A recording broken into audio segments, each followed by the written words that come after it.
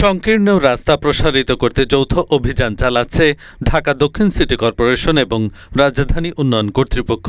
গতকাল থেকে শুরু হয়ে দ্বিতীয় দিনের মতো অভিযান পরিচালিত হচ্ছে এই এলাকায়। অভিযানে রাস্তার দুই পাশে থাকা ভবন, বাড়ি, দোকানপাটগুলো গুড়িয়ে দেওয়া হচ্ছে। সোমবার মুগদা ব্রিজের দিক থেকে মুগদা প্রধান সড়কের দিকে এই অভিযান পরিচালিত হচ্ছে। অভিযানে ঢাকা দক্ষিণ সিটি কর্পোরেশন, রাজুক সংশ্লিষ্ট কর্মকর্তারা ছাড়াও বিপুল পরিমাণে পুলিশ ও আনসার সদস্য উপস্থিত আছেন। এছাড়া এলাকাবাসী কর্তৃক সৃষ্টি হওয়া যেকোনো পরিস্থিতি মোকাবেলায় প্রস্তুতি রেখেছে সংশ্লিষ্টরা।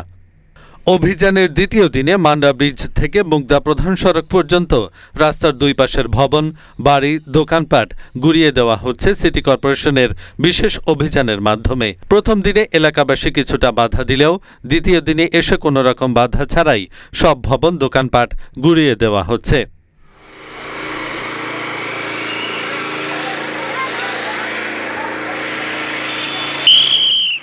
এহসানুল হক, ঢাকা পোস্ট।